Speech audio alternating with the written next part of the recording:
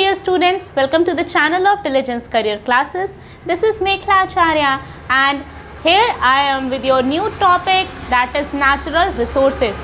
हमने बायोलॉजी के 4 chapters cover कर लिए, cell, tissue, diversity in living organisms और why do we fall ill. आपको सारे सेशंस हमारे चैनल पे मिल जाएंगे। हमने एनसीईआरटी के क्वेश्चन आंसर्स भी कवर किए हैं। अगर आपको किसी भी चैप्टर के एनसीईआरटी क्वेश्चन आंसर्स में प्रॉब्लम हो तो आप वहां देख सकते हो, वहां पे डिस्कशन हुआ है और अगर आपको कोई प्रॉब्लम हो तो आप क्वेश्चंस पुट अप कर सकते हो। तो आइए अपना चैप्टर स्टार्ट करते हैं। नेचुरल रिसोर्सेस, इसका मतलब क्या है? चैप्टर को डिटेल में पढ़ने के पहले मतलब बनता है कि हम चैप्टर की मीनिंग समझे। नेचुरल रिसोर्सेस का क्या मतलब है कि प्राकृतिक स्रोत क्या है, मतलब जो हमें नेचर प्रोवाइड करती है। जैसे कि हमें अगर पानी मिलता है तो वो नेचुरल रिसोर्सेज से कैसे मिलता है? थ्रू रिवर, नदियों का पानी, राइट। इसी तरह एयर क्या है? एक नेचुरल रिसोर्स है। तो नेचुरल रिसोर्स चैप्टर में आपको क्या क्या पढ़ना है? पहली बात, नेचुरल रिसोर्स कहाँ प्रेजेंट है? अर्थ में। हम कहाँ रहते हैं? पृथ्वी पे। पृथ्वी पे ही सारे नेचुरल रिसोर्सेज, चाहे वो वाटर हो, चाहे वो माउंटेन्स हो, चाहे आपका लैंड हो, फॉरेस्ट हो, सब कुछ कहाँ प्रेजेंट है? वो है अर्थ पे। हम पढ़ेंगे इस चैप्टर में क्लाइमेट के बारे में, क्लाइमेटिक टेम्परेचर के बारे में, एयर में क्या प्रेजेंट है उसके बारे में, रेन मतलब बारिश कैसे होती है, रेन का मेन रीज़न क्या है, वाटर रिसोर्सेज क्या क्या हैं, हमें पानी किस तरह से मिलता है, फ्रेश वाटर क्या है, राइट, मरीन वाटर क्या है, सॉइल से हमें कौन कौन से मिनरल्स मिलते हैं। जैसा कि हम लोगों ने चैप्टर टिश्यू में पढ़ा था कि जाइलम और फ्लोएम, जाइलम क्या करता है? मिनरल्स को एब्जॉर्ब करके प्लांट्स के अदर पार्ट्स में भेजता है। तो कौन से मिनरल्स प्रेजेंट होते हैं सॉइल में? हम पढ़ेंगे वाटर साइकिल का मतलब है कैसे बादल बनते हैं, बारिश होती है, पानी इवापोरेट होता है, इस इन ऑल टोटल को वाटर साइकिल बोलते हैं। ये किस तरह से होता है हम ये पढ़ेंगे। फिर हम पढ़ेंगे नाइट्रोजन साइकिल, कार्बन साइकिल और ऑक्सीजन साइकिल।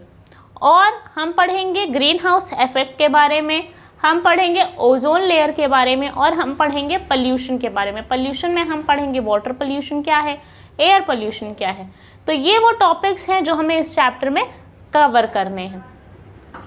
तो आपको क्लियर हो गया होगा कि ये चैप्टर थोड़ा सा ईवीएस और थोड़ा सा ज्योग्राफी से अडॉप्ट किया हुआ है। सो आइए स्टार्ट करते हैं हमारे पहले टॉपिक अर्थ से। तो चैप्टर का नेम क्या था? Natural resources. और हमारा पहला टॉपिक क्या था? अर्थ यानी पृथ्वी, यानी जिस पे हम और आप रहते हैं, जिसके सारे सोर्सेस का यूज़ हम कर रहे हैं, चाहे वो प्लांट्स हो, चाहे वो वाटर रिसोर्सेस हो, चाहे जो हो। तो जो लैंड जिस पे हम रहते हैं, जो वाटर हम यूज़ करते हैं और जो एयर हम ब्रीथ करते हैं, इन सब को मिला के अर्थ का जो ये कंपोनेंट है, ये पार्ट है, ये कहलाता है बायोस्फीयर। ऑलराइट, बायोस्फीयर में आपका क्या क्या आता है? लैंड भी आता है, वाटर भी आता है और एटमॉस्फेयर भी आता है। बायोस्फीयर को 3 पार्ट्स में डिवाइड किया गया है, लिथोस्फीयर, हाइड्रोस्फीयर और एटमॉस्फेयर। लिथोस्फीयर का मतलब है लैंड, यानी कि जितनी भी लैंड प्रेजेंट है हमारे अर्थ में उसको बोलते हैं लिथोस्फीयर, यानी कि outer hard part of the earth. फिर हाइड्रोस्फीयर का मतलब क्या है? हाइड्रो मतलब वाटर जहाँ जहाँ प्रेजेंट है, ठीक है, उसको बोलते हैं हाइड्रोस्फीयर। एंड एटमॉस्फेयर क्या है? जो एक लेयर ऑफ गैसेस हमारे अर्थ को कवर की हुई है उसको बोलते हैं एटमॉस्फेयर। सारी गैसेस का मिक्सचर जो हमारे अर्थ को कवर किया हुआ है उसको हम बोलते हैं एटमॉस्फेयर। तो ये है बायोस्फीयर और उसके 3 पार्ट्स। फिर आइए देखते हैं इसके कंपोनेंट्स क्या क्या हैं। इसके कंपोनेंट्स हैं बायोटिक कंपोनेंट्स और एबायोटिक कंपोनेंट्स। अब ये क्या होते हैं आइए देखते हैं। Biotic components, abiotic components. तो अब ये थोड़ा टिपिकल हो जाता है कि भाई ये क्या है, तो सिंपल सा है। बायोटिक कंपोनेंट्स वो होते हैं जो लिविंग होते हैं, जैसे कि एनिमल्स, प्लांट्स, ह्यूमन बीइंग्स, सब कुछ बायोटिक कंपोनेंट्स में आते हैं। एबायोटिक कंपोनेंट्स क्या हैं? जो नॉन लिविंग है, जैसे कि एयर, वाटर, लैंड, ये सब क्या है? एबायोटिक कंपोनेंट है। बायोटिक कंपोनेंट्स में आपके प्रोड्यूसर्स आते हैं, कंज्यूमर्स आते हैं, डिकम्पोजर्स भी आते हैं। तो ये क्या है? प्रोड्यूसर्स वो जो फूड को प्रोड्यूस करते हैं, यानी कि प्लांट्स। फूड किससे मिलता है? प्लांट से। कंज्यूमर्स वो जो उस प्रोड्यूस की हुई चीज़ को कंज्यूम करते हैं, जैसे कि कंज्यूमर्स वो हो जाएंगे जो दूसरे पे डिपेंड करते हैं, राइट?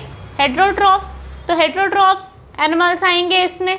एंड डिकम्पोजर्स वो जो चीज़ों को डिकम्पोज करते हैं, जैसे मान लीजिए सड़ाने का काम, डिकम्पोज करने का काम, ताकि वो घुल जाए मिट्टी में एट लास्ट और कोई नुकसान ना पहुंचाए एनवायरनमेंट को।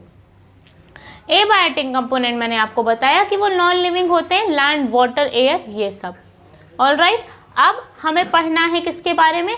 एयर के बारे में। तो आइए देखते हैं एयर के सारे लेयर्स को क्या बोलते हैं, एयर के कंपोनेंट्स क्या हैं, एयर में क्या क्या प्रेजेंट होता है। एयर, हवा, वो एयर जो हम ब्रीथ करते हैं, वो एयर जो रिस्पॉन्सिबल है हमारे सर्वाइवल के लिए, वो एयर जो हमें गर्मी से राहत देती है। जब हवा नहीं चलती तो हमें लगता है कि सफोकेशन हो गई है। तो एयर क्या है? एयर बनी है लेयर से। जैसे एटमॉस्फेयर किससे बना है? एयर से। तो एटमॉस्फेयर कौन कौन सी लेयर से बनी है? ट्रोपोस्फियर, स्ट्रैटोस्फियर, मीजोस्फियर, ओके, ये सारी लेयर्स हैं, और एग्जोस्फियर, ये सारी लेयर्स हैं जिससे एटमॉस्फेयर बना हुआ है। तो हमें देखना है कि ट्रोपोस्फियर क्या है। मेन हमें ये दोनों देखने हैं लेयर्स, क्योंकि यही दोनों इम्पॉर्टेंट रोल प्ले करते हैं हमारे एटमॉस्फेयर में। तो ट्रोपोस्फियर प्रेजेंट होता है अर्थ से लेके, अर्थ की ऊंचाई से 8 से 16 किलोमीटर तक, मतलब कि अर्थ के से हाइट की 16 किलोमीटर तक पे क्या प्रेजेंट होता है? ट्रोपोस्फियर प्रेजेंट होता है। और यही वो एयर है जो हम ब्रीद इन करते हैं, मतलब इसी में प्रेजेंट है आपका कार्बन डाइऑक्साइड जो प्लांट्स ब्रीद इन करते हैं, इसी में प्रेजेंट है ऑक्सीजन जो हमें रिक्वायर है, और अगर हम कार्बन डाइऑक्साइड रिलीज कर रहे हैं तो भी वो इसी में जा रहा है, इसलिए कहते हैं कार्बन डाइऑक्साइड इसमें प्रेजेंट है। फिर है स्ट्रैटोस्फियर। स्ट्रैटोस्फियर ट्रोपोस्फियर के ऊपर की लेयर होती है जो 20 से 25 किलोमीटर तक होती है प्रेजेंट, और यहाँ पे ही ओजोन प्रेजेंट होता है, यानी ओजोन गैस जो है वो यहीं प्रेजेंट होती है, इसको ओजोन लेयर भी बोलते हैं। और ये प्रोटेक्ट करती है हमें अल्ट्रा वायलेट रेज से, ताकि हमें कोई भी डिजीज़ ना हो, लाइक कैंसर, स्किन कैंसर हो सकता है अल्ट्रा वायलेट रेज की वजह से। ये है हमारे एटमॉस्फेयर की लेयर्स, ओके। आइए अब देखते हैं कंपोजिशन कैसा है अर्थ का। अर्थ में प्रेजेंट है 78% नाइट्रोजन। कितना नाइट्रोजन प्रेजेंट है? 78%। 21% प्रेजेंट है ऑक्सीजन, और 1% अदर गैसेस, मतलब इसी 1% में आपका कार्बन डाइऑक्साइड भी है और बाकी गैसेस भी हैं। ये है एयर का कंपोजिशन। अब अगर आपसे पूछता है कोई कि यूजेस लिखिए एयर के, तो आप क्या क्या लिख सकते हो? आप लिख सकते हो कि air, in the air the oxygen is used by the human beings and animals for breathing, the carbon dioxide is used by the plants for photosynthesis, air is helpful in dispersal of seeds. हवा चलती है, BA यहाँ से वहाँ चले जाते हैं, और जहाँ उन्हें मिट्टी और ढंग का नरिशमेंट मिलता है वहाँ पे एक पेड़ उगाता है। तो आप ये सब एयर के यूजेस में लिख सकते हो। अब हमें पढ़ना है क्लाइमेट और क्लाइमेट कंट्रोल के बारे में। तो आइए देखते हैं क्या है क्लाइमेट और उसको कैसे कंट्रोल किया जा सकता है। दिमाग में सवाल आता है क्लाइमेट क्या है। अच्छा, मैं एक चीज़ क्लियर करना चाहूँगी कि वेदर और क्लाइमेट ये दोनों चीज़ें डिफरेंट हैं, एक नहीं है। वेदर एक पर्टिकुलर दिन का हो सकता है कि आज का वेदर कैसा है, हवा चल रही है या गर्म है, किस टाइप का है। वो वेदर होता है एक दिन का, और क्लाइमेट होता है कुछ पर्टिकुलर समय का। सीज़न भी आप बोल सकते हो, वर्ड सीज़न भी यूज़ होता है क्लाइमेट के लिए।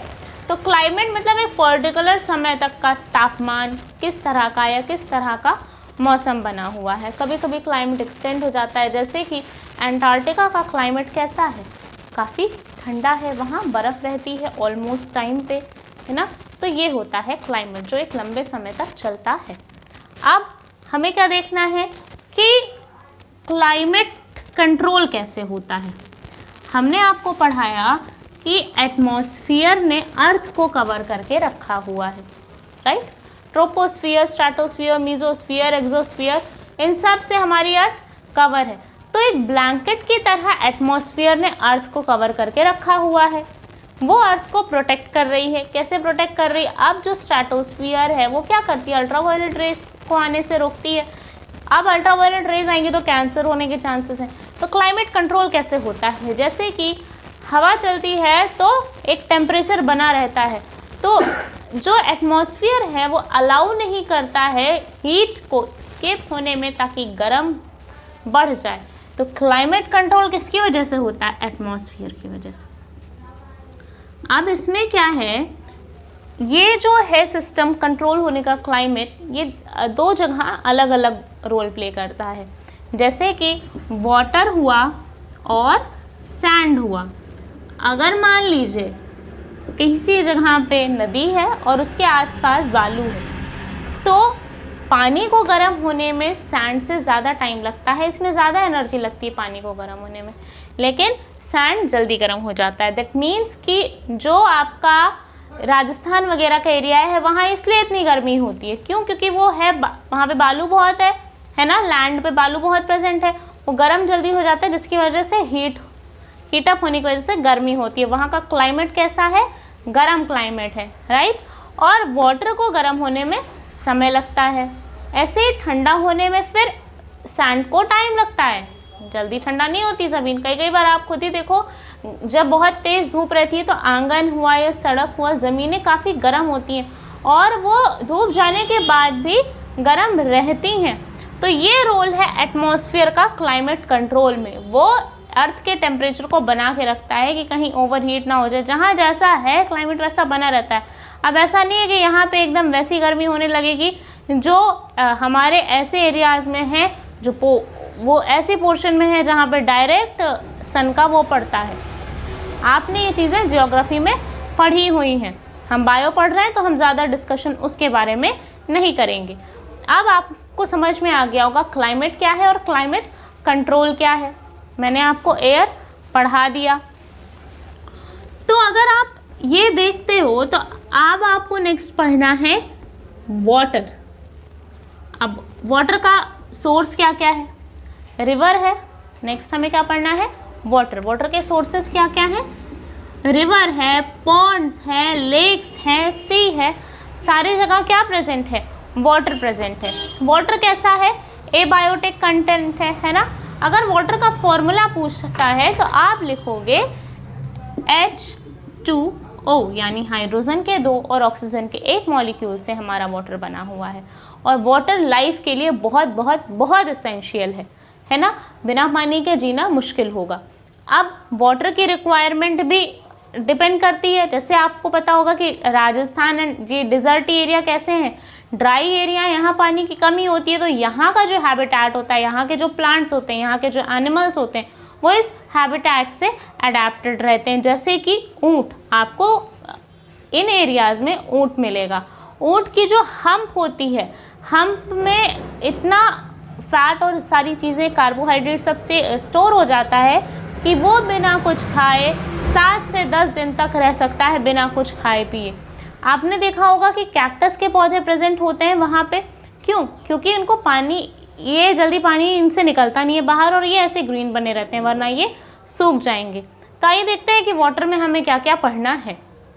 वाटर, अब वाटर के जो रिसोर्सेस हैं वो कौन कौन से हैं, एक मैरीन वाटर या सलाइन वाटर, एक फ्रेश वाटर और वाटर वेपर। मतलब कि इन फॉर्म्स में अर्थ पे वाटर प्रेजेंट है। अर्थ का 70% अर्थ का पार्ट क्या है? पानी है। कैसे प्रेजेंट है?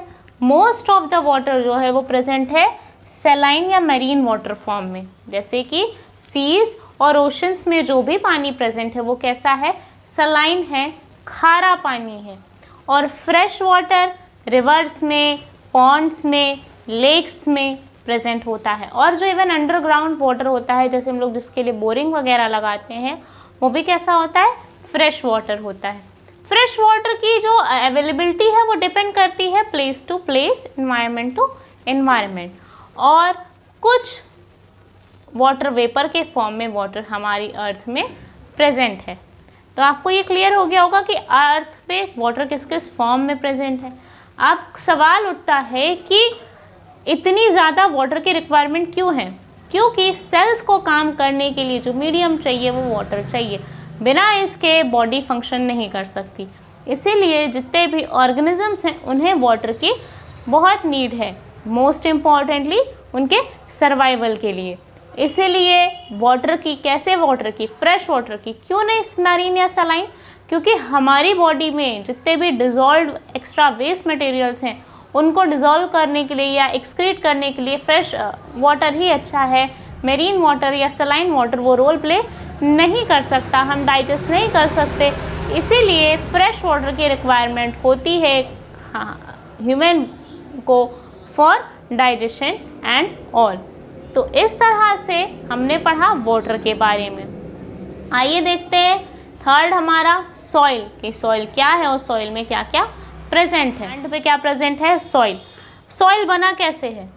जिसमें प्रेजेंट है mineral matter 45%, organic matter 5%, water 25% और एयर 25%। इन चीज़ों से बना हुआ है सॉइल।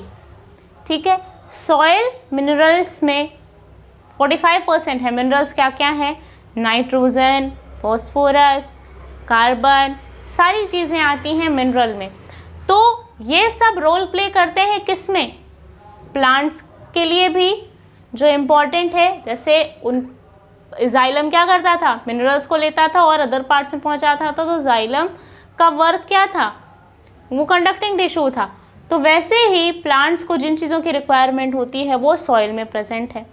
तो सॉइल एक इम्पॉर्टेंट पार्ट है for the survival of plants. अब सॉइल के कंपोनेंट्स क्या क्या हैं, आइए देखते हैं। आपको मैंने बताया कि सॉइल के कंपोनेंट्स क्या क्या हैं। क्या हैं? वो बना है 45% मिनरल से, 5% ऑर्गेनिक मैटर और 25 वाटर एंड एयर। अब फंक्शन क्या क्या है सॉइल का? वो पहली चीज़ सब प्रोवाइड करता है सपोर्ट। किसको? प्लांट्स को। सपोर्ट प्रोवाइड करता है प्लांट्स को ताकि वो टिके रहें। मिट्टी में जो रूट्स होती हैं उनको सपोर्ट प्रोवाइड करता है। वो प्रोवाइड करता है मिनरल्स टू द प्लांट। वो प्रोवाइड करता है CO2 and oxygen according to the need. और सॉइल एक सर्वाइवल एरिया है किनके लिए? माइक्रो ऑर्गेनिजम्स और छोटे इंसेक्ट जैसे अर्थवर्म वगैरह, वो कहाँ रहते हैं? सॉइल में रहते हैं। तो उनके लिए इम्पॉर्टेंट है सॉइल। सॉइल हेल्प करता है प्लांट्स के सोइंग में। मतलब जैसे आप अगर मिट्टी ही नहीं होगी तो प्लांट को आप बीए किस में बोओगे? नहीं बो सकते ना। एक सीमेंटेड एरिया पे तो आप नहीं बना सकते, प्लांट का पौधा नहीं लगा सकते। तो ये सारे फंक्शंस करता है सॉइल। अब सॉइल बनता कैसे है ना? तो सॉइल बनता है दो तरीके से। एक होता है वेदरिंग। वेदरिंग क्या है? वेदरिंग का मतलब है कि जब बड़े बड़े रॉक्स छोटे छोटे फॉर्म में टूटते हैं तो उसको वेदरिंग बोलते हैं। ऑलराइट। और ह्यूमिफिकेशन क्या है? सेकंड है ह्यूमिफिकेशन।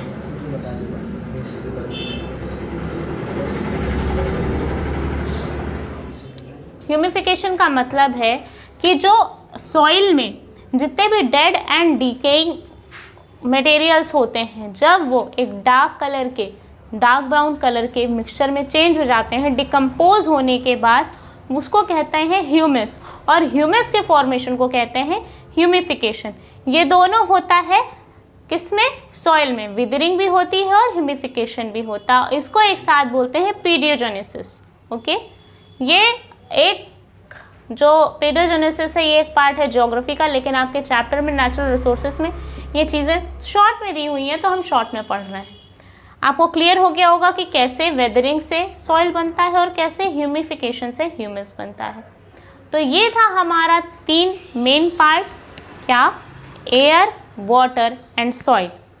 अब आगे हम नेक्स्ट सेशन में पढ़ेंगे चैप्टर्स के अदर पॉइंट्स, जैसे कि वाटर साइकिल हो गया, ऑक्सीजन साइकिल हो गया, और इन सारे रिसोर्सेस का क्या रोल है, और पोल्यूशन के बारे में कि वाटर पोल्यूशन क्या है, एयर पोल्यूशन क्या है और सॉइल पोल्यूशन क्या है। तो अगर आपको आज का सेशन पसंद आया हो और समझ में आया हो तो लाइक ज़रूर करें और अपने फ्रेंड्स के साथ शेयर भी करें। चैनल को सब्सक्राइब करना ना भूलिएगा और बेल आइकन को प्रेस ज़रूर कर दीजिएगा ताकि आपको टाइम टू टाइम नोटिफिकेशंस मिलती रहें। Thank you, have a nice day.